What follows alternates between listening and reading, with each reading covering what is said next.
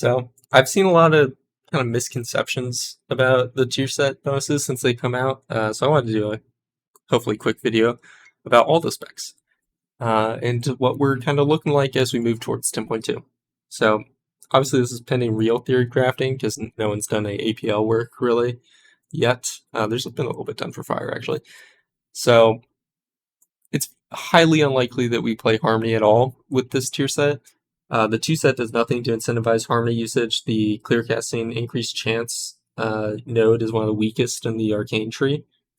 So I think it's multiplicative, not additive. So it's really weak. But this 2 set, you're going to functionally ignore it. It's not going to change the way you play at all. It's completely passive. It's also, honestly, a little bit weak, I would say, because having to use 5 clear casting to get to the max is a lot of clear casting to use.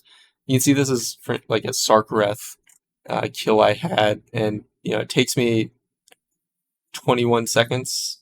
All right, sorry, it takes me 20 seconds to use 5 clear casting. By the time I even get the 4 set, it's going to be out of my burn. And consistently, right, it's just these things start falling off. So 28 seconds, then 48 seconds. So this fell off, and now I'm restacking again from 2%. And then it's going to fall off again here or something. So, yeah. Reality is, it's going to fall off a lot. So, it's not very good. It should probably have lower stacks. Maybe it's stacking 3 times, because you have 3 clear casting would make sense. You're never going to spend 3 clear casting in a row to get it there. But it just can't stack up to 5 times. That's kind of ridiculous. This is what most people think would incentivize Arcane Harmony. There's a few reasons why it won't. Arcane Harmony is relatively weak in AoE because this is a tier set bonus that's incentivizing AoE missiles usage. With how much they buffed Arcane charge generation for Arcane Explosion, there's just not a reason to play Harmony, where when you're playing Harmony, you would want to instead use those clear castings on missiles. You're missing out on so many charges, it's ridiculous. Or Barrage is just insanely strong in AoE, so it's just not going to happen. And 6 clear casting, 6 to 7 clear casting is not occurring often enough for this to make Harmony strong. Even this 4 set in general, I don't think is very strong. To be honest, it's quite weak in single target, I imagine. And in AoE, missiles do like good damage, but they don't do insane damage, right? And that's with them hitting 5 targets. Any less, and you're really looking at a very underwhelming tier set. And part of that's because missiles are just really poorly balanced baseline. So this will probably need some tuning. If you're wondering about the playstyle changes for Arcane going into 10.2, it'll probably end up just looking like the 10.0 rotation again, since we lose our current 4 set. That's most likely what's going to happen.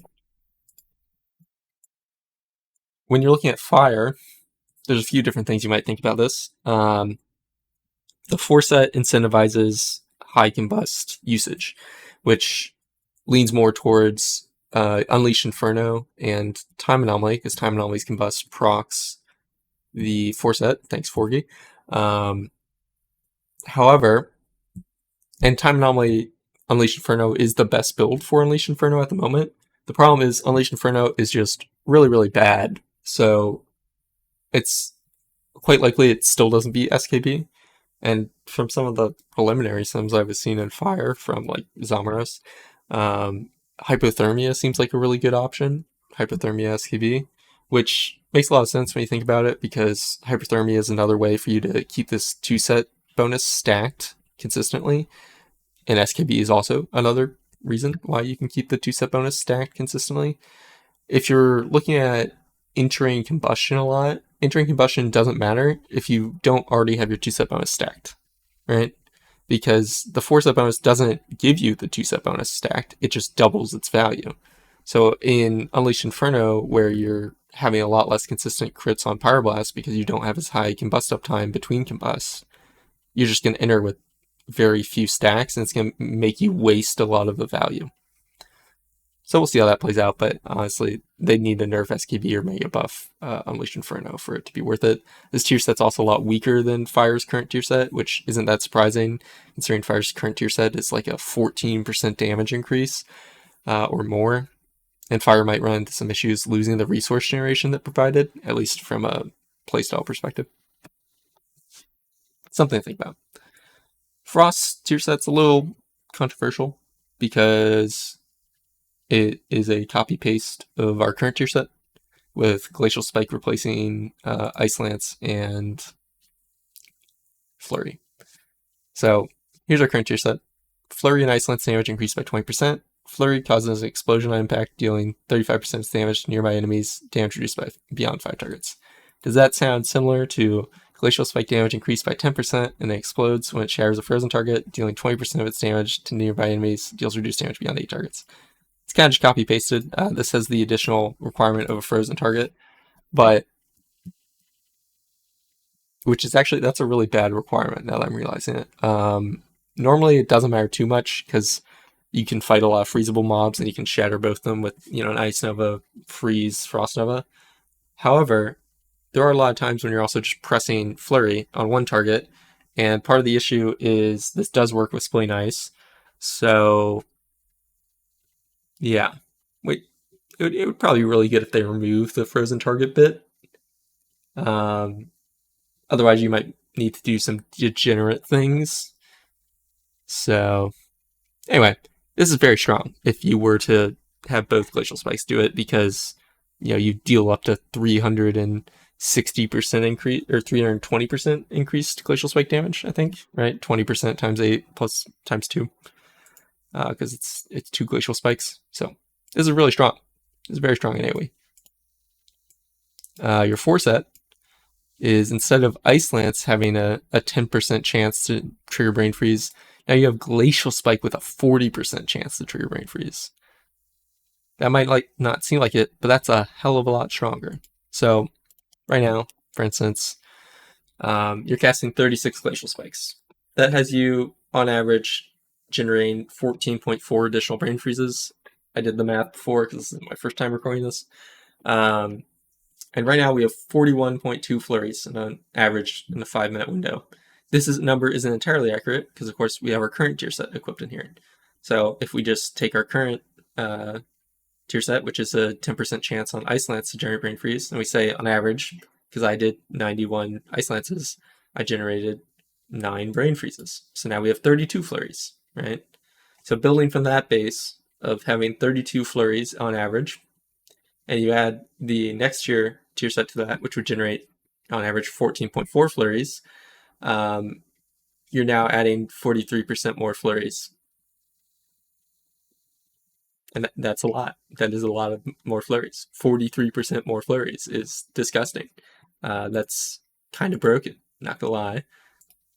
The major thing is you're actually getting the flurries on the thing you want to shatter. So it's counterintuitive or counterproductive, I guess, because you would rather have the flurry before Brain Freeze than get it triggered, or the flurry before Glacial Spike than get it triggered by the Glacial Spike, because Glacial Spike's what you want to shatter, even though you do shatter other things. So, a better way to word this tier set, which someone recommended in the Mage Discord, I'm sorry I don't remember your name, was to split it by icicle generation, right? So you can either have it every 5 icicles generated, you have a 40% chance to trigger Brain Freeze, or you can do it per icicle generated. So it would be like an 8% chance per icicle generated, which I think actually adds up to more than 40% chance, but I'm not going to do the math right now. Because it's not just 8 times 5. That's not how probability works. So yeah, this is strong, but this is a little bit weird because it would incentivize you, since Brain Freeze is generated on cast, to potentially, spam press Flurry if you don't have one to try and shatter Glacial Spike. There's some issues with that. I mean, human reaction time is the main one, so it's unlikely to be a viable option. They could also fix this by doing a change to Brain Freeze that is honestly needed. So let's talk about this. Brain Freeze works in 2 different ways. It's either generated on cast from the ability that creates it if you don't have a Brain Freeze, or if you already have Brain Freeze, it has a 150 millisecond delay. Okay? So in reality, how this ends up working is, say you're trying to queue a natural Flurry, right? You're trying to Frostbolt into Flurry, and you got a natural Flurry.